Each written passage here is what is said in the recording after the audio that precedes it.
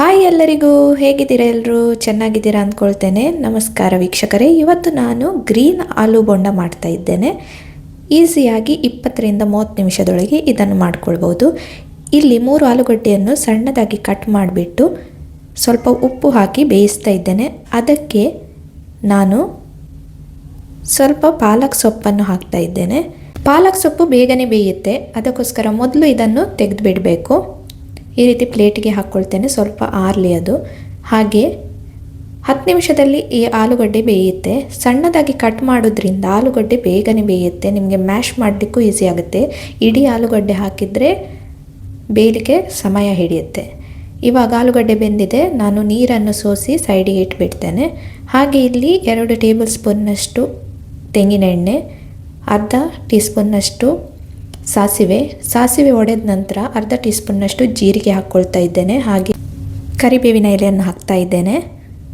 ನಂತರ 4 ಬೆಳ್ಳುಳ್ಳಿ ಎಸಳು ಜಜ್ಜಿದ್ದನ್ನು ಹಾಕ್ತಾ ಇದ್ದೇನೆ. ಹಾಗೆ 1 ಇಂಚು ಶುಂಠಿ, ಹಾಗೆ 1 ಹಸಿಮೆಣಸು ಇಷ್ಟನ್ನು ಹಾಕಿಬಿಟ್ಟು ಚೆನ್ನಾಗಿ ಇದನ್ನು ಸ್ವಲ್ಪ ಫ್ರೈ ಮಾಡಿಕೊಳ್ಬೇಕು.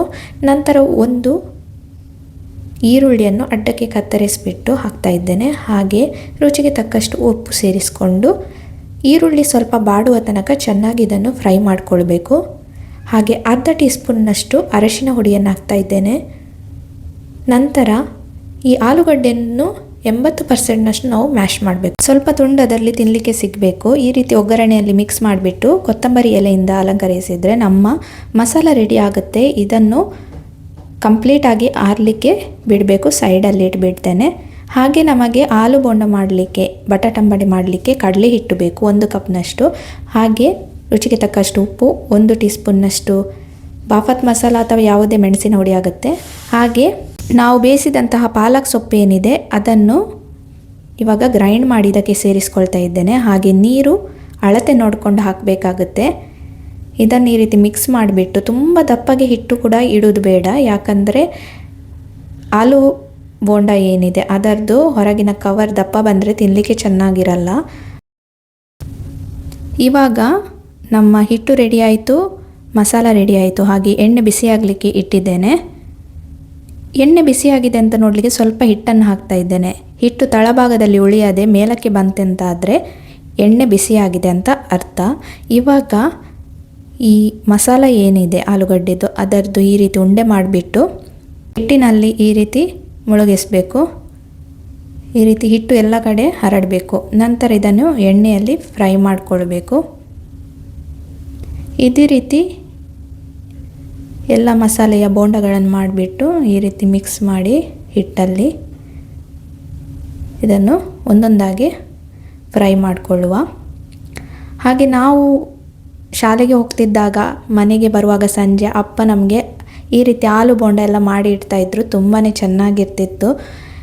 ಹಾಗೆ ನಾನಿವತ್ತು ಅದೇ ರೀತಿಯ ಬೋಂಡವನ್ನು ಟ್ರೈ ಮಾಡಿದ್ದೇನೆ, ಆದರೆ ಪಾಲಕ್ ಸೊಪ್ಪಿನ ಗ್ರೀನ್ ಕಲರ್ ಬಳಸಿ ಗ್ರೀನ್ ಬೋಂಡ ಮಾಡಿದ್ದೇನೆ. ನಿಮಗೆ ಇಷ್ಟ ಆಯ್ತಂತ ಅಂದ್ಕೊಳ್ತೇನೆ. ಇಷ್ಟ ಆದರೆ ವೀಡಿಯೋಸ್ನ ಲೈಕ್ ಮಾಡಿ, ಹಾಗೆ ಚಾನೆಲ್ನ ಸಬ್ಸ್ಕ್ರೈಬ್ ಮಾಡಿ ಸಪೋರ್ಟ್ ಮಾಡಿ. ನಮಗೆ ಈ ರೀತಿ ಯಾವುದಾದ್ರೂ ತಿಂಡಿ ತಿನಿಸುಗಳನ್ನು ಸಂಜೆಯ ಚಹಕ್ಕೆ ತಿನ್ನಬೇಕಂತ ಅನಿಸಿದರೆ ಮನೆಯಲ್ಲೇ ಈ ರೀತಿ ಸುಲಭವಾಗಿ ಮಾಡಿಕೊಳ್ಬಹುದು. ನೋಡಿ, ಬೋಂಡ ಫ್ರೈ ಆಯಿತು. ಇದನ್ನು ಇವಾಗ ಸಪ್ರೇಟ್ ಪ್ಲೇಟಿಗೆ ಹಾಕ್ಕೊಳ್ತಾ ಇದ್ದೇನೆ. ತುಂಬಾ ಘಮ್ಮಂತ ಪರಿಮಳ ಬರ್ತಾ ಇದೆ. ನೋಡಿ, ಬೋಂಡ ರೆಡಿ ಆಯಿತು. ಮಧ್ಯಮ ಉರಿಯಲ್ಲಿ ನಾನು ಫ್ರೈ ಮಾಡಿದ್ದೇನೆ. ಎಣ್ಣೆ ಅಷ್ಟು ಎಳ್ಕೊಳ್ಳೋದಿಲ್ಲ, ಕಡಿಮೆ ಉರಿ ಆದರೆ ಎಣ್ಣೆ ಎಲ್ಲ ಎಳ್ಕೊಂಡು ಬಿಡುತ್ತೆ. ನೋಡಿ, ಔಟರ್ ಲೇಯರ್ ಕೂಡ ಚೆನ್ನಾಗಿ ಬಂದಿದೆ. ಸೂಪರ್ ಮಸಾಲ ಇದೆ.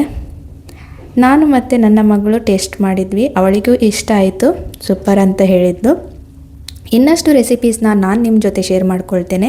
ಚಾನೆಲ್ನ ಸಬ್ಸ್ಕ್ರೈಬ್ ಮಾಡಿ ಸಪೋರ್ಟ್ ಮಾಡಿ. ಹ್ಯಾಪಿಯಾಗಿರಿ, ಹೆಲ್ದಿಯಾಗಿರಿ. ಬಾಯ್.